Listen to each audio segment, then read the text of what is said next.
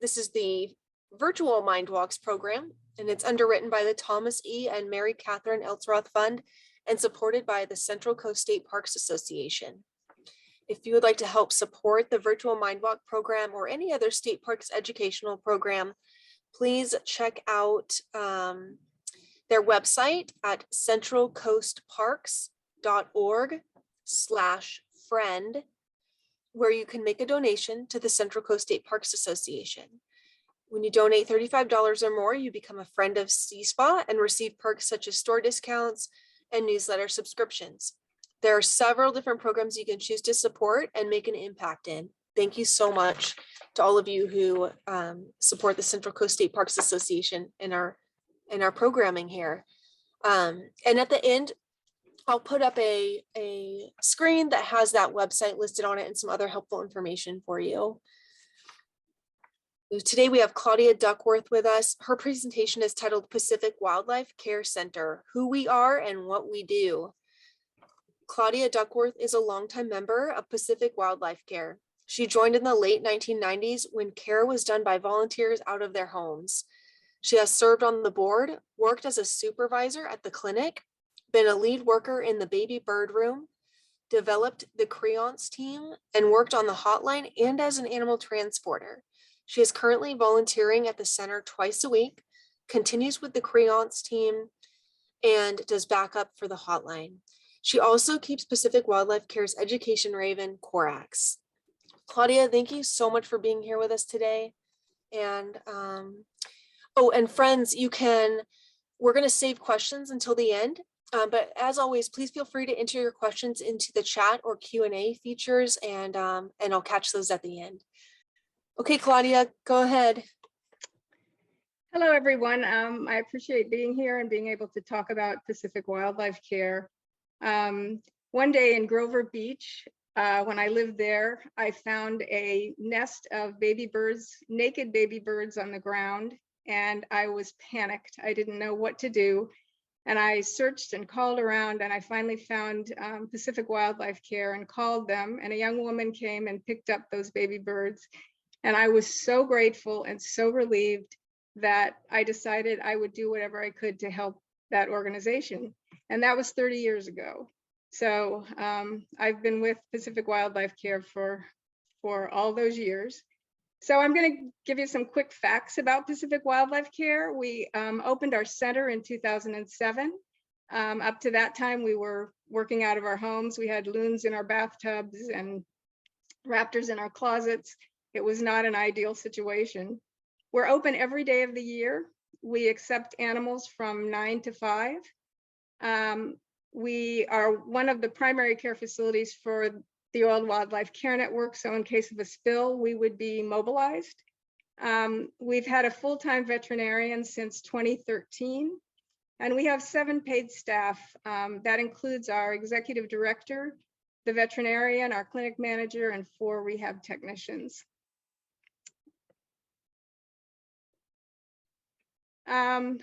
A few more quick facts.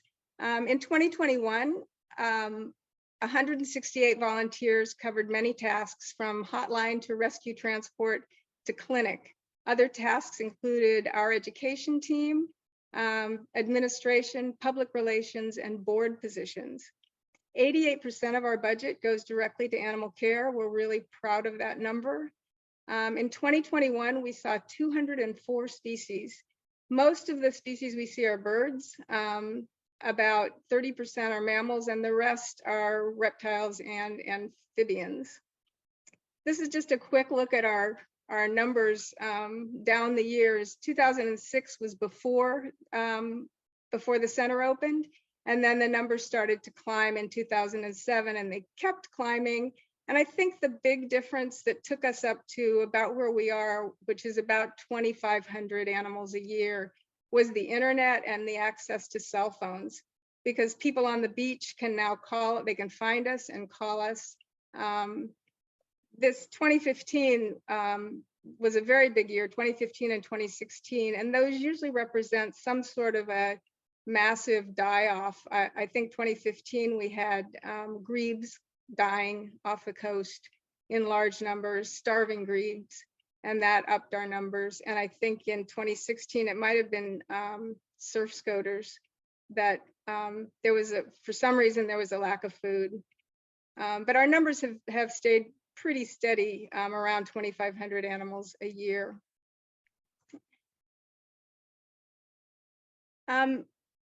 So the reason that we get animals, and one thing that is nice is that even though most of the animals that we take in have been impacted by human behavior, it's also humans who bring them in. And so it can get discouraging with all of the injuries that we see with animals, but it's also encouraging that people care enough to bring these animals to us.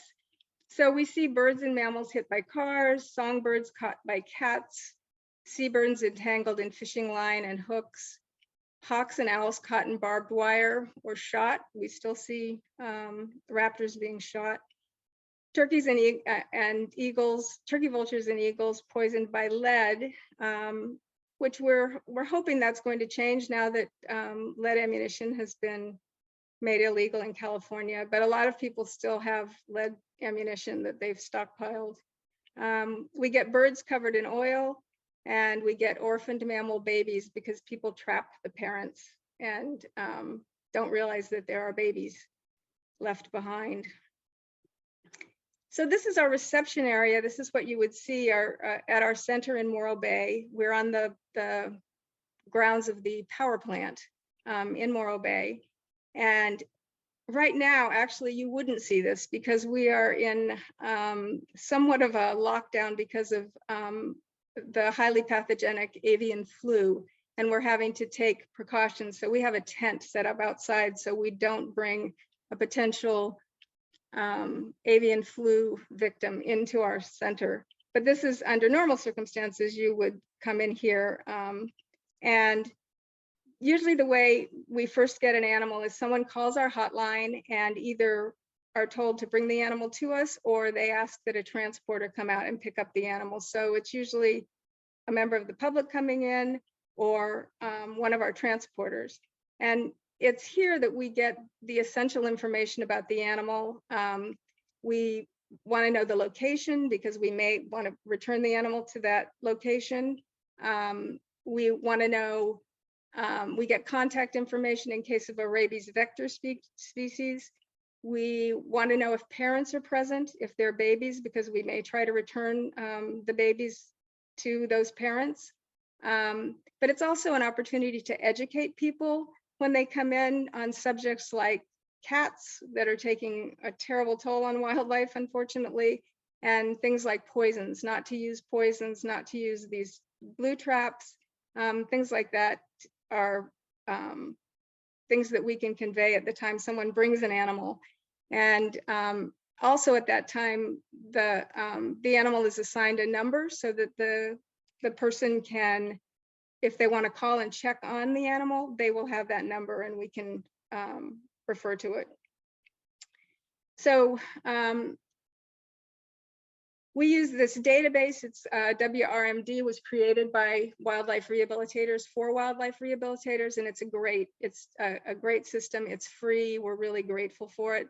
So most of the information goes into that database, and it's easily accessed on the computer. We also use charts that follow the animal, and the charts only include things like daily feedings and medications, and the volunteer doing the charting can make notes if they want, but most of the important information is going to be in the database. This is our intake area, and it's a little hard to see from these pictures, but these are animals waiting to be seen, and we always cover the crates so that it reduces the stress on the animal. These are wild animals that probably have never even, some of them have never seen a human. If they're pelagic birds, they've been out on the open ocean. And oftentimes they've been sick or injured and not found for a while. And then once they're found, they're being handled by, a predator, which is what we are to these animals, and transported in a car. So we usually bring them in and just let them sit for a while, unless it's something really urgent. And then we would would deal with them, but we prefer to let them sit before we start the exam. So the exam is going to include things like we will take a blood sample that gives us a lot of information. We completely examine the animal looking for broken bones, for wounds. And so as it says, sometimes the problem is obvious. An animal comes in with fish hooks all over them. It's pretty easy to figure out what's wrong. But we do a complete exam. And at the time that the animal is brought in, we will treat them for pain. And we give them fluids because almost all of them are dehydrated. And at that time, it will be determined based on the species what kind of caging the animal is going to be put in, what their food requirements are going to be, and all the medications that they're going to need are given to them. And then if it's clear that they're going to need to be seen by the vet, that will be also scheduled at that time. And this is just examining a pelican. Sometimes it isn't obvious what's wrong with the animal, and it takes a little bit of detective work and the examination to figure it out. This is a golden eagle. It's just kind of a dramatic picture to share. You can see he's got a hood on. I don't know if you can see that up on the upper right-hand side. He's hooded to release his stress, but this is an animal that you have to be careful when you're handling because they really can hurt you. So we do our own diagnostics. There's quite a few things that we can determine on our own, but some things have to be sent out to an outside lab. When we first started, we were getting a lot of lead poisoned eagles and turkey vultures, and it would take weeks for us to get the results back for the lead levels on the animals. And you really need to start treating lead. The animals are suffering. And so we decided to invest in a lead testing kit. So we were one of the first organizations that we're aware of to have our own lead testing, and you get the results immediately, and then we can start treating the animal. And the treatment is somewhat stressful for the animal, and sometimes it works and sometimes it doesn't, and there's just too much lead and we can't save the animal. This is our whiteboard, and if you can read on there, we do color code it for the type of animal, so that's a quick, easy way to find out the particular animal you're looking for. The whiteboard contains a lot of information. It's sometimes it's almost, there's so much information on it, it's a little overwhelming, but it contains the animal number, the species, the illness or injury, the location, the medication, the feeding schedule, and any tests or exams that are needed. So you read across that board, and you can really pretty much figure out what's going on with any particular animal by looking at it. We do use the ornithological abbreviation for birds. And so when you're new at the center, people are very confused by things like wigu and nofu, and as you can see on the board, tuvu. Those are all the way you designate different bird species, and you get used to it, and after a while, you don't have any trouble. We use these Pele Boxes, which were designed at an oil spill, and they're easily put together. They're basically a frame with tarps that form the sides and the top. And what's great about them is they're roomy. They're about 4 by 5 feet. So an animal can move around in them, but they can't hurt themselves because the sides are soft. And so if you have a particularly stressed animal, birds that are flying around and reacting, they can't hurt themselves. So this is a green heron and a turkey vulture in one of our Pele Boxes. This is our Seabird Room, and the Seabird Room is, as it says, mostly for seabirds. We do washes when we have an oiled bird or a contaminated bird. We do the washes in the Seabird Room. It has a drain in the middle of the floor. And it's a warm room.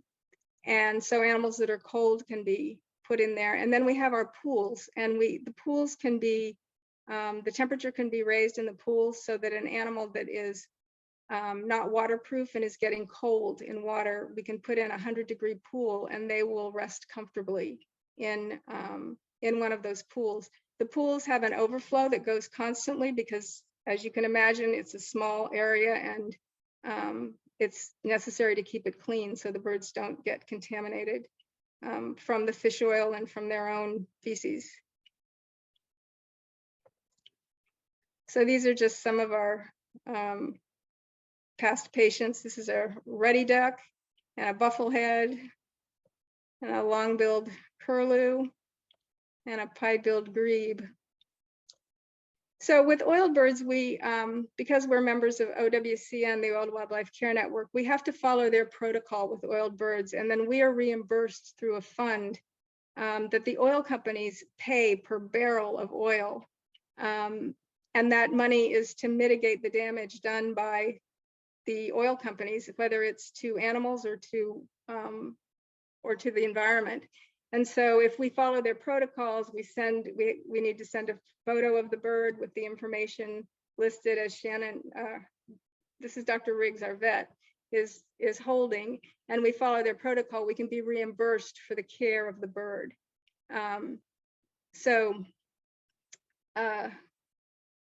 That's what that is. And when you have pelagic birds, it's a real problem with pelagic birds being out of water because they are made to be on water. And when they're not in water, they start immediately developing problems. So they develop a keel sore from being on a hard surface. Their breastbone goes through their skin. And they also develop problems with their feet. They have very sensitive skin on their feet, and that starts to abrade and cause sores. And their joints start to develop problems because, if you can imagine, that bird is used to having his legs dangling in water, and now they're up and bent. And it happens very quickly. So we do what we can. If we can't get the bird in water, which is always the goal, we put booties on them. These are like the baby socks. And then we put a donut on around the keel of the bird. It's just a rolled towel shaped like a horseshoe. And it's vet wrapped to the bird, and it keeps the keel off the hard surface. So, and in the meantime, we're doing everything we can to get that bird in water. This is a Western grebe that is in the picture. So this is a picture of washing and drying an oiled bird. It's really stressful to wash these birds, and we do blood work to determine if they are strong enough to, and then look at other things about the bird to determine if they're strong enough to withstand the wash, because they not only have to withstand the wash, then they have to do the work that is required for them to get waterproof, and that they have to do that. And what that entails is zipping up their individual feathers together. The feathers lock together like Velcro, and that forms the wetsuit that keeps the bird from getting cold and the water getting to their skin. But they have to do that one feather at a time, and it's physically demanding. So what we've been doing with the birds when we wash them, and they have to, when you wash them, you do it at a certain temperature and a certain water pressure. And again, we follow the protocols of OWCN, but we actually sedate the birds, and we use a medication that can be reversed. So we sedate them for the wash, and then we reverse it, and we put them into this drying pen, which you can see is a netted bottom, so that's not as hard on their keel. And we have dryers underneath that blow warm air up through that netted bottom. And the process of achieving waterproofing is they start to preen, we put them in water, they stay dry partially, but they get wet in certain places. So then we pull them out, we dry them again, we put them back in. In the meantime, they continue to preen, and pretty soon there are less and less wet areas on the bird until finally they are completely waterproof. And that can take a couple of days sometimes before the goal is to get them out into our outside pools and then get them released. So this is just our area where we do our dishes and we prepare our food. A lot of big stainless steel tables and sinks that can be easily sterilized. We use a product called chlorhexidine and sterilize all the dishes, all the crates, everything is sterilized. It has to sit for 10 minutes before it's rinsed.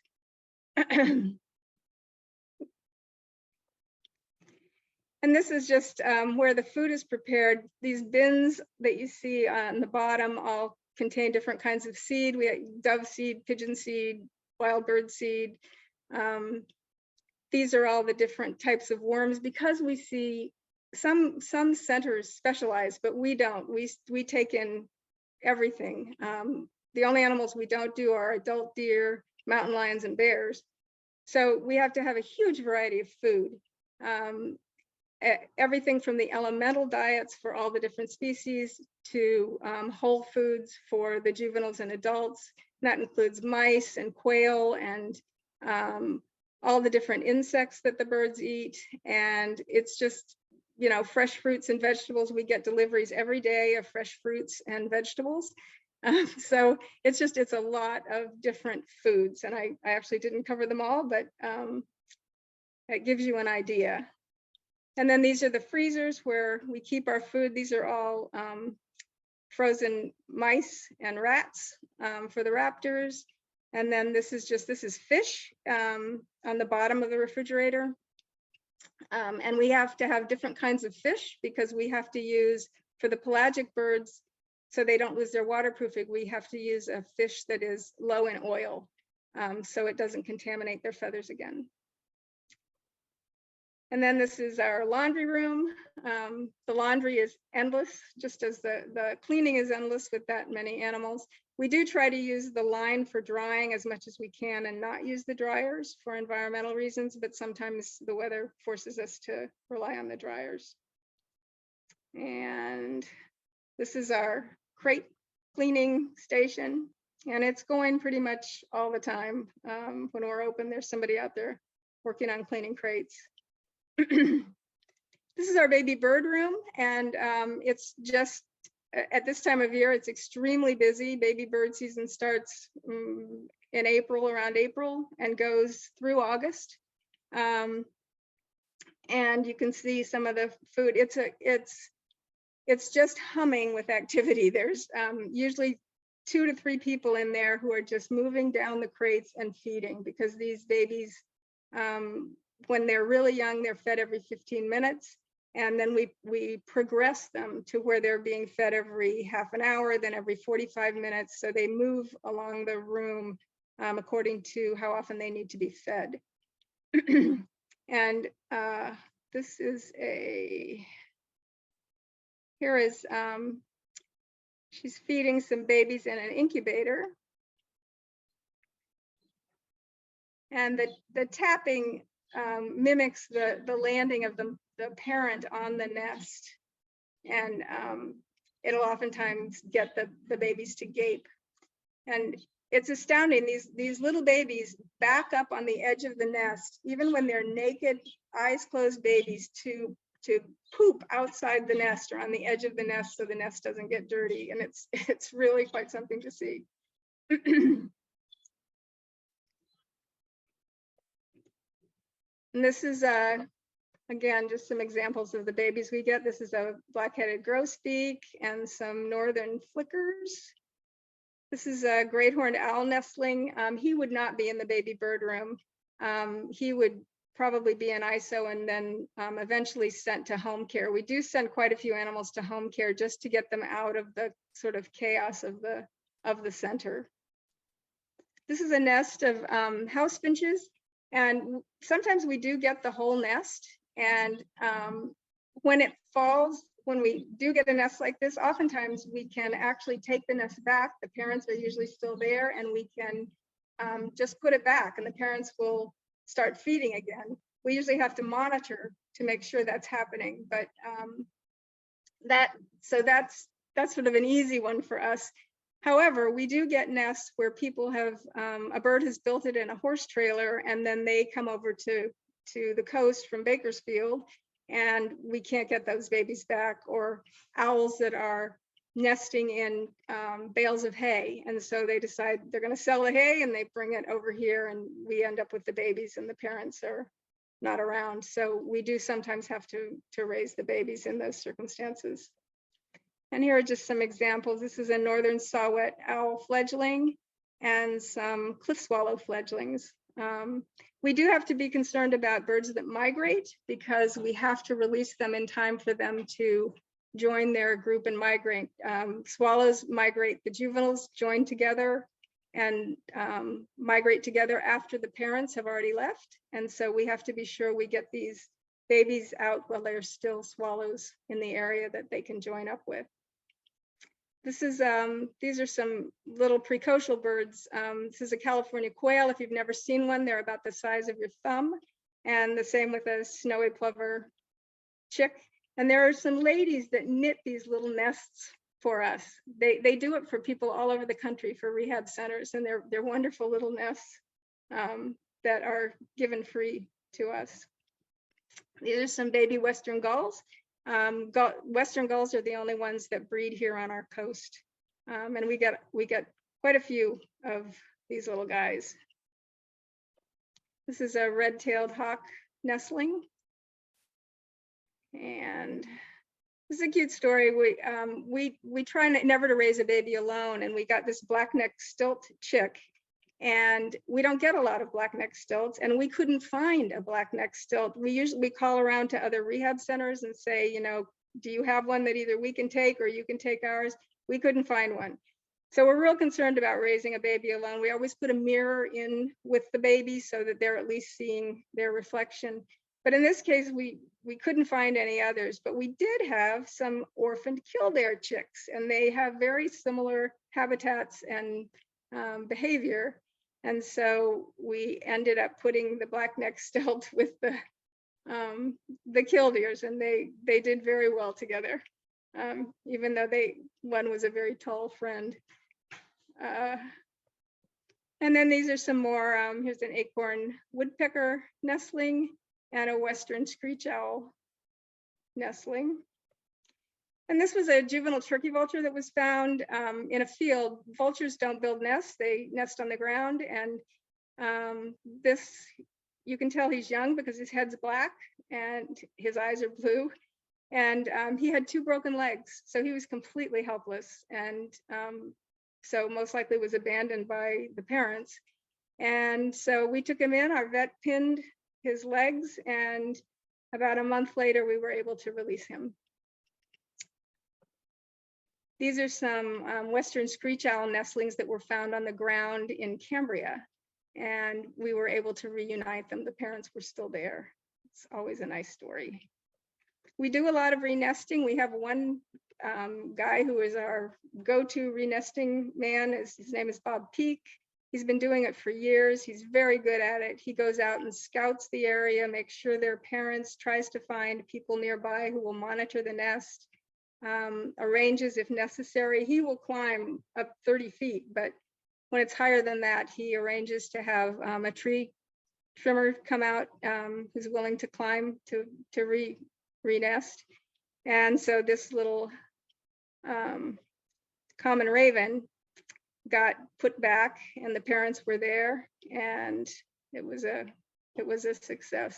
And he does that a lot, mostly with raptors, but also with other birds. We also had a surrogate parenting program. Unfortunately, Fiona, the red-shouldered hawk, who parented a lot of other red shoulders, even from other centers, died a couple of years ago. She did it for 12 years, raised lots and lots of red-shouldered hawk nestlings and fledglings. And she belonged to Kelly Vandenheuvel, who has a big ranch out in Cayucas. And I was out there recently, and one of the babies that Fiona raised is now an adult and raising its own babies out on that ranch. And that bird was flying around. That was really nice to see. So this is the isolation room, and the isolation room is just another area of the center where animals that are, it's mostly raptors, although we do have opossums and weasels and lizards and turtles, coyotes that are sometimes in this room, but it's birds that are, or animals that are being treated. And so they're having to be handled on a frequent basis. Some of them may not be eating and are having to be force fed. So that's what the ISO room is all about.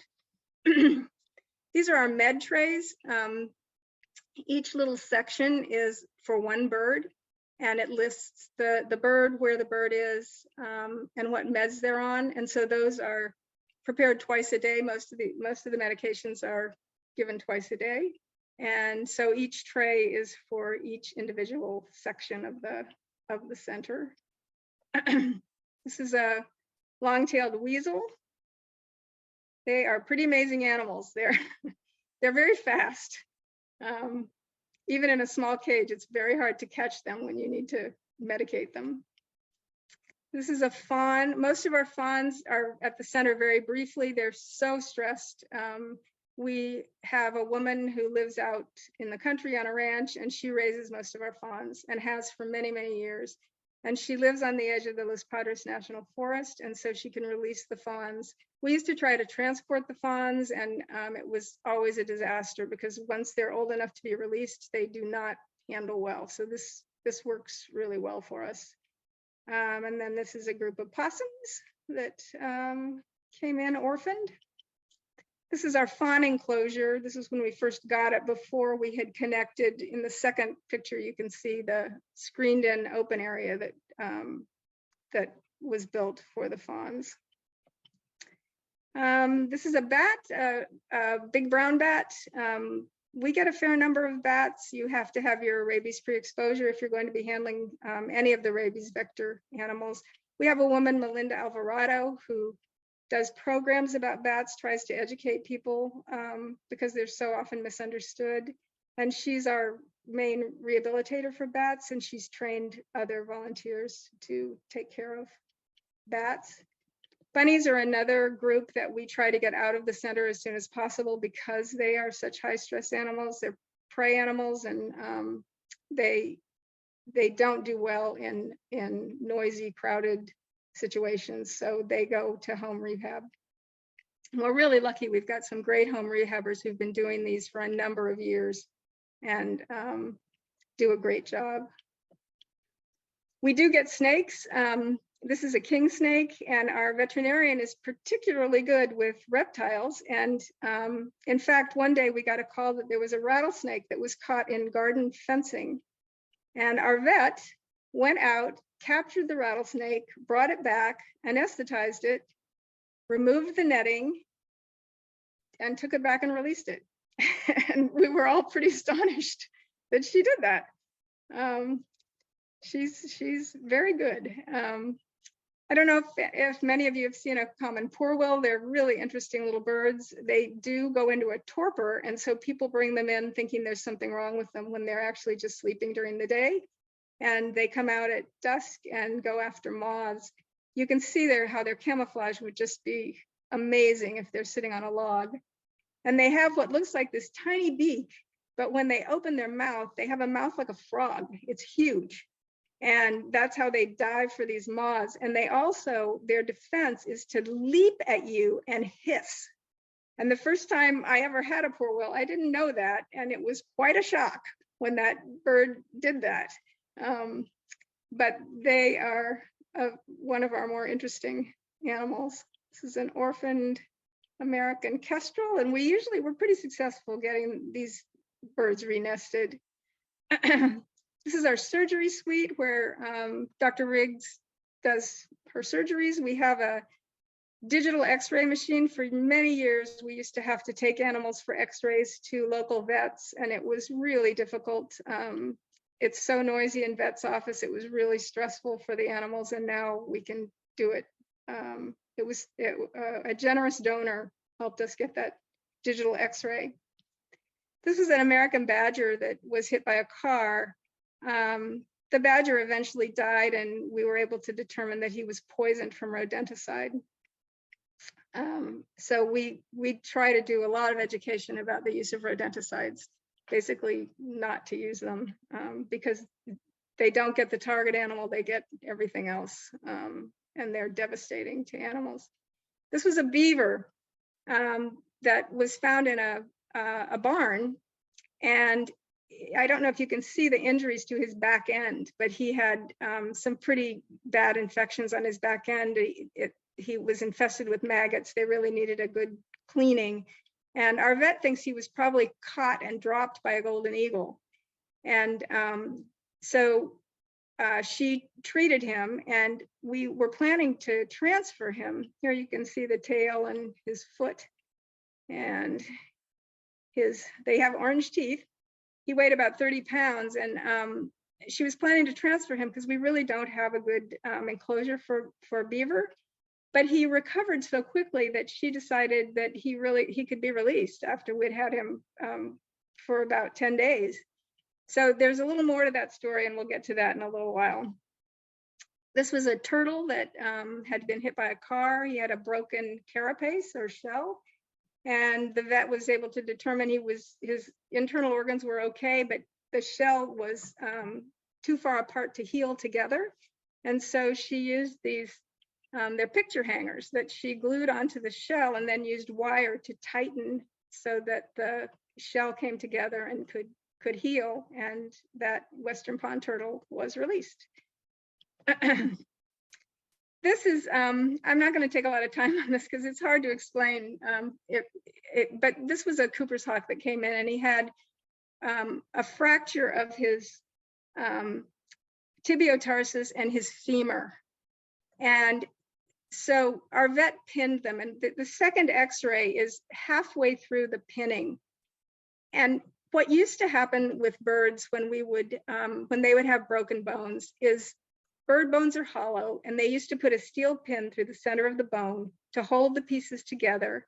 And sometimes they would heal, but sometimes because you just had that vertical pin going through, the bones would twist, and that would render the bird unable to fly because it would mess up the wing and the bird would have to be euthanized. And unfortunately, we had that happen a lot in the early days.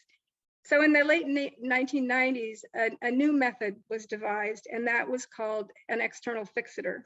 And so what happens is you put that original steel pin through the bone, but you also put these horizontal pins that are attached to another long pin on the outside of the bird's leg or wing. And those pins, so it's like a ladder with two sides and maybe 3 rungs across that go into the pin on the outside, and that stabilizes the bone, and it stabilizes it so well that the bird can actually almost immediately walk on if it's a limb, if it's a leg, or flap the wing, because the bone is totally stabilized. And bird bones heal very quickly, 3 weeks about for a bird bone to heal. So then those pins are pulled, and so there was no more of that rotation and no more losing birds because of a rotated wing. So it was a real game changer for fixing birds' broken bones.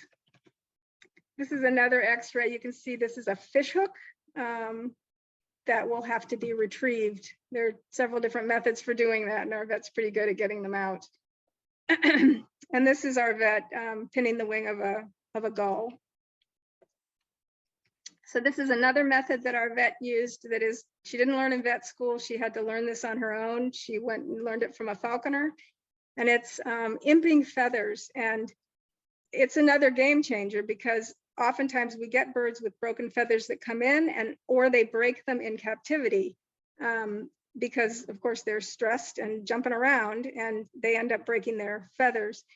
You can't release a bird with broken feathers. They're at a real disadvantage in being able to survive. So it's really important to replace the feathers. And what we used to do was you'd have to wait till the bird molted, which can take months. Or you can do this, you can imp them. And basically you take feathers from a dead bird. You have to have the exact feather from the exact same location. So it requires someone to have a library of feathers and to have it extremely well organized so you know exactly where that feather came from. And then you connect the two feathers, the broken and the new feather.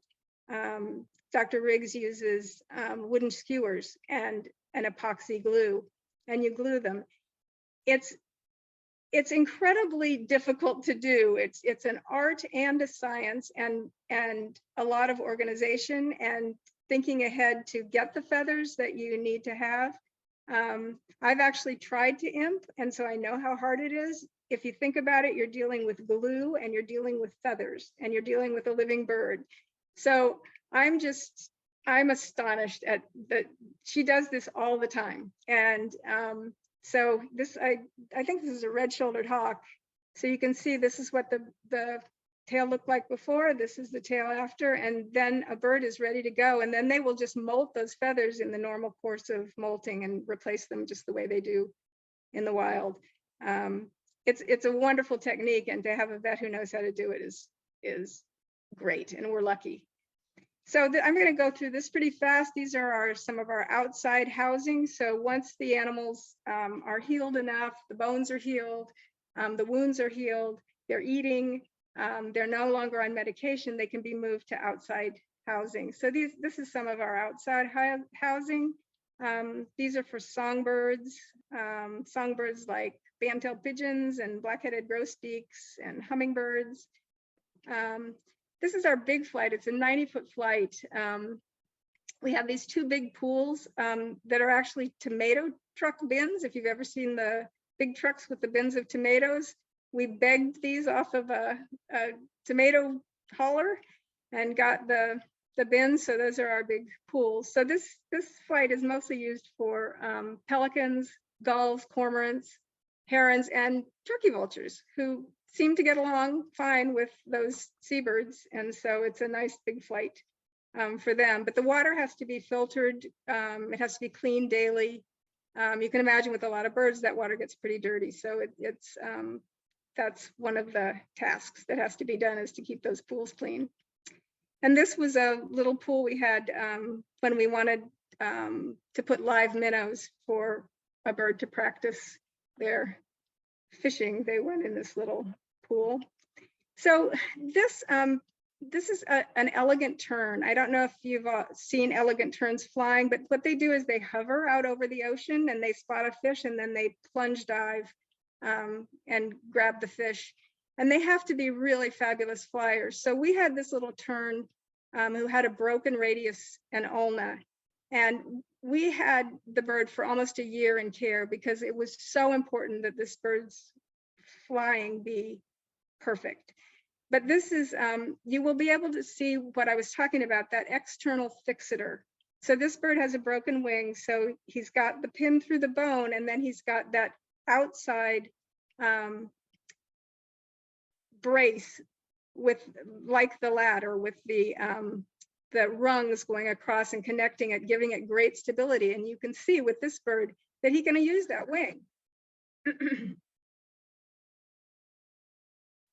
So that pink thing is the external fixator. And you'll see it better in just a minute. And Claudia, we've hit 1:45. Okay. Okay, so I'm gonna have to move really quickly here. Here's some of our pelicans in our big flight being fed.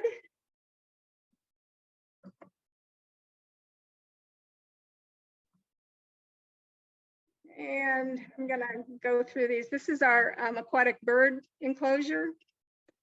These are our two big pools for pelagic birds. They're quite deep, and the birds can practice diving in them.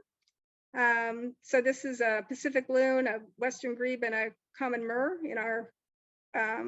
in our pelagic pools. These are just some more of our outside flights, and you can see some owls in them, and some egrets and black-crowned night herons. This is because we don't have any big flights for the raptors. We use a process called creance, where we take the birds out and exercise them on a long line. So this is a red-tailed hawk being the equipment is being put on to go out and fly the bird. We fly them in a little field across from the community center in Morro Bay. So this is a bird on a creance line. And here is a red-tailed hawk being flown. This is in slow motion. And we often do it in slow motion so we can watch their mechanics and make sure that they're moving the way they should be, symmetrically.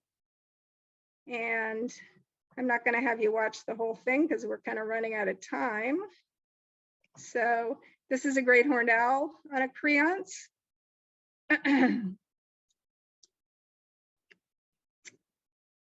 It's kind of fun to watch them. A lot of times when we first start, the birds can't fly at all because they've been, you know, in a crate and had a broken wing, and they may just run and flap.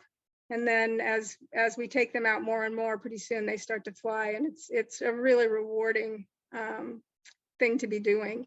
This is a prairie falcon after a creance flight. This is our mammal caging, and these are some raccoons in our mammal caging. We have foxes, squirrels, possums. Any of the mammals go out in the mammal caging eventually once they're able to. So these are some. Here's a juvenile coyote. This is a bobcat. It's hard to see because of the sun and shadow, but he's sitting on top of a crate. And then a gray fox. There's some squirrels, skunks. And this is more of our outside caging. We do have a banding permit. It's a special banding permit that was granted, a little bit unusual. We use Tyvek bands and we don't have to report them. You have to have a permit. You cannot put anything on a wild bird without a permit. And we were able to get this special permit. So if you see a yellow or gold Tyvek band on a bird, it's probably one of ours, and we'd love to know about it. So the best possible outcome, of course, for us is to be able to release these animals. So remember that beaver that we ended up, that Dr. Riggs decided was ready to go. So she took him out and released him at the water treatment plant up in Paso Robles. So this is, oops, sorry about that. This is that beaver's release.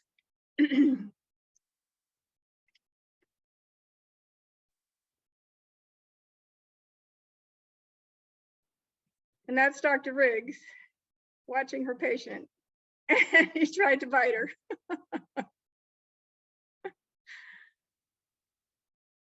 And he tried again. But he did get released. So this is a great horned owl that fell into a horse trough, and he just needed to be dried off and warmed up, and then he was ready to go again. And again, this is slow motion. They go so fast that if you do it in regular time, they're just gone. You don't see much of anything. So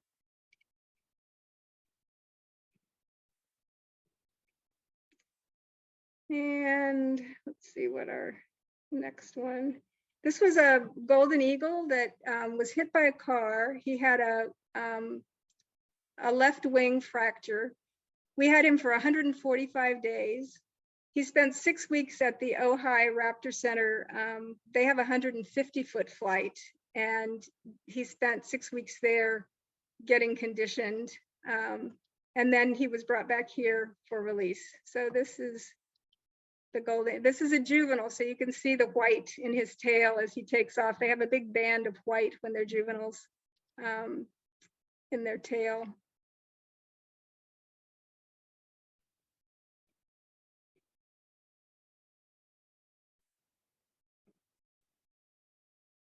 It's really wonderful to see these. This is really why we do this.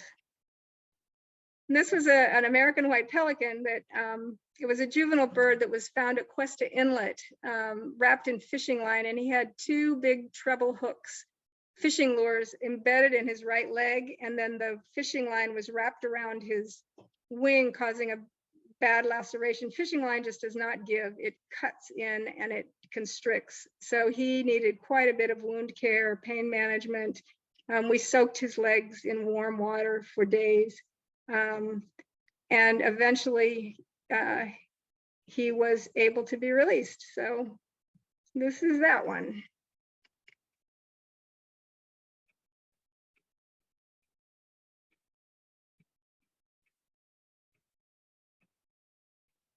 This is at the estuary in Morro Bay.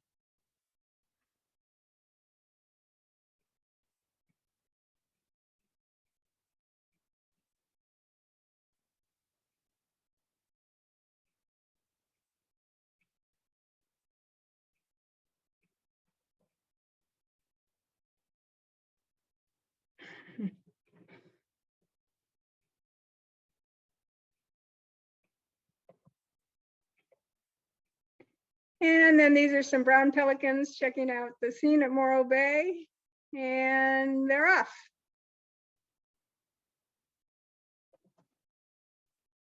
And that's it. Thank you for your attention, and I'm happy to answer any questions. All right, let's see. I saw a couple questions come in earlier. Let's read what those were. Okay. So in the beginning, Claudia, you were discussing the oil team. So someone's wondering, how often has the oil team been activated? We've had members of Pacific Wildlife Care go to like the oil spill in New Orleans. So they've traveled around. We haven't had an oil spill right here on the coast, but because as some of you probably know, we have oil on our coast all the time. We have tar balls.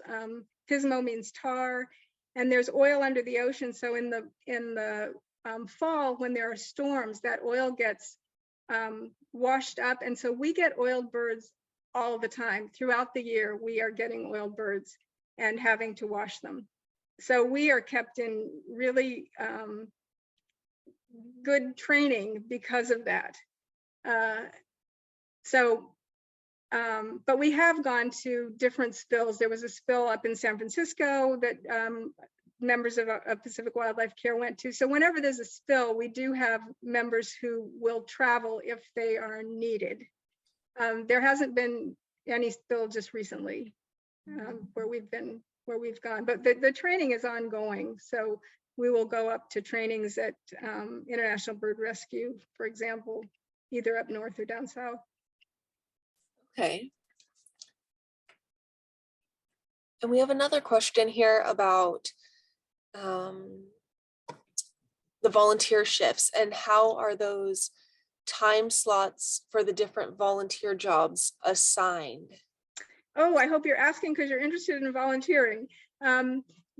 The way it works is we usually ask people to do, I think they want them to do 2 shifts a month, and the shifts are 4-hour shifts. And so the first one in the morning goes from 8 to noon. And then we have a mid shift, which is noon to 4, and then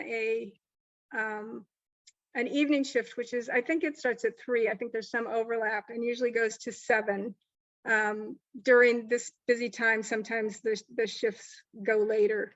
But that's for working at the center. There are all kinds of volunteer positions that we need people for. We need people to man the phones, to do rescue transport, and all of those things you are trained for. We have really good training, and at the center you're mentored for until you feel comfortable, actually working on your own. But it's been a problem recently because of COVID. We've been limiting the amount of people coming in. Normally we have regular like monthly programs where people can come in and learn about the center and learn the different jobs. There's a PowerPoint presentation, but we haven't been able to do that because of COVID. So right now, if people are interested in volunteering, they just come in and work one-on-one and train at the center. And everyone is masked all the time at the center. Okay. Let's see what else came in. Oh, this is an interesting question. Are you guys experiencing any issues in your current location with the change in business of the property that you're on? I'm so glad you asked. We have been leasing that property for $1 a year for a number of years, but it's always been very uncertain because that property has changed hands a number of times. And right now they're saying basically that we need to leave. The good news is we have been able to obtain a piece of property for the first time in our history. It's always been a goal to have our own place, but we've never been able to do it. And we now have 10 acres in San Luis Obispo off of Buckley Road. Oh, and yeah. We're in the process. We're just in the beginning processes. We're in the permit process of getting started on building a center. It really is a dream come true for us. It's probably down the line 5 or 6 years. We have to raise a lot of money, and we have to get through all the permitting process. We're going to have to do things like we have to do something with the road because we're building there. We had to dig a well. There's a whole lot to it, but just one thing I'd like to say about Pacific Wildlife Care, because I've been able to observe this group over a period of years, I can honestly say that the trajectory of Pacific Wildlife Care has been, through a lot of slow steps and some stumbles, it has always been to improve the care for the animals. And we have done that. We've gone from really not knowing very much of what we were doing to now having a full-time vet and rehab technicians and a manager, and we do a good job taking care of these animals. That is so exciting to hear. Thank you for sharing that about the property. Yeah, it's pretty exciting for us. Okay, let's see. Oh, Pamela says, no questions, just an excellent presentation. Thank you. Oh, thanks.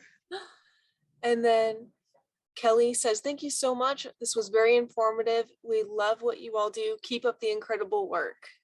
Oh, thank you. Let's see. You touched on this a little bit. Denise is asking, is it possible to get a tour of your operation? It sounds like maybe not right now. Yeah, we don't generally just do tours. Sometimes we will take a group through, but it's hard, and because all the animals are covered all the time. It's not like going to a zoo where you can look in cages and see animals. You really can't.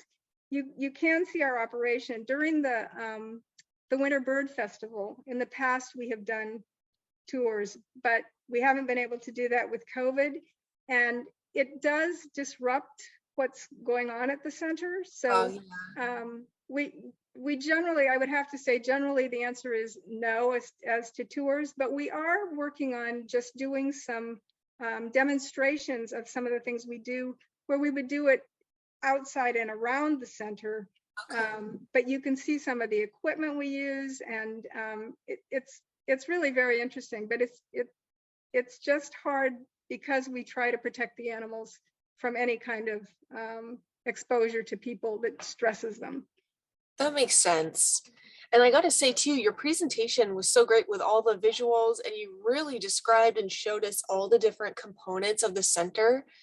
So I feel like almost I have had a virtual tour today.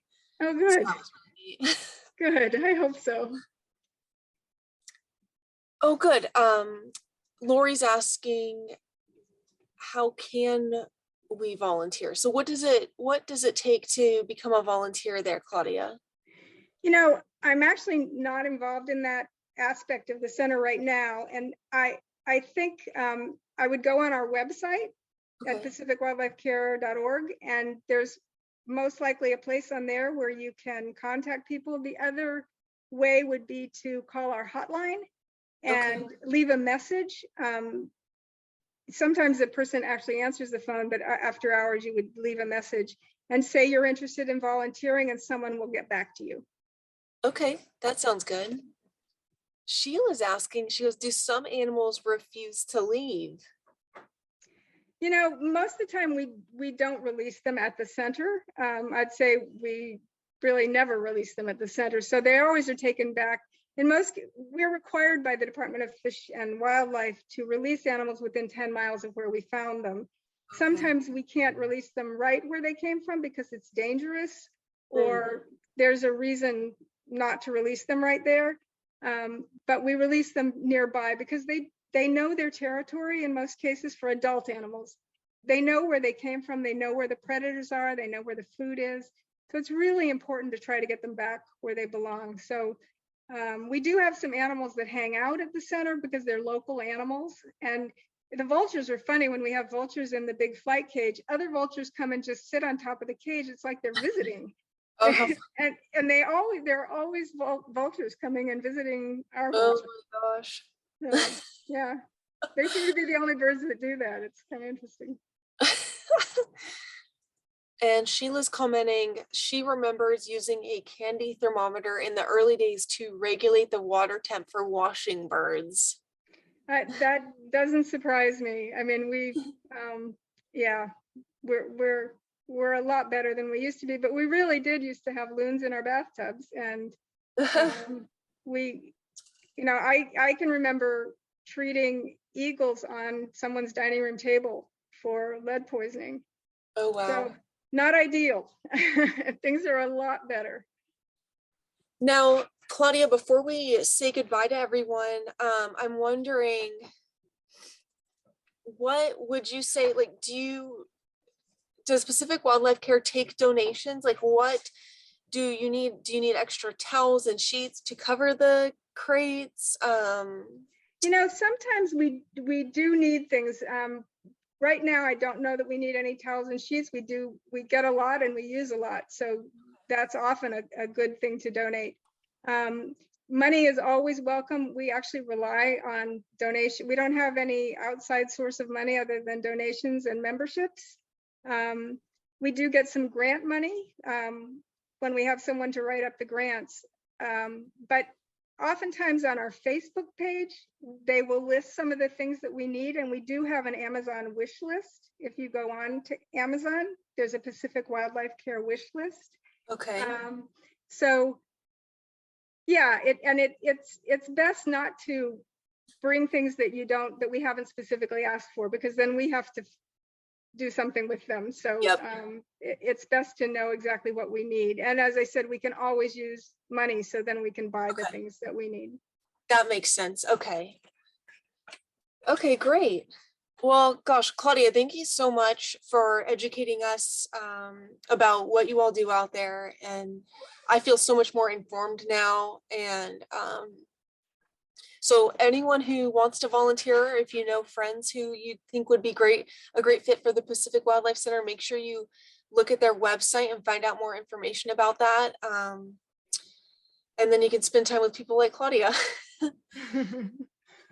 Okay, Claudia, thank you so much. Thank you so much to our viewers today. We hope everyone has a really great weekend, and we'll see you at our next virtual Mind Walk presentation.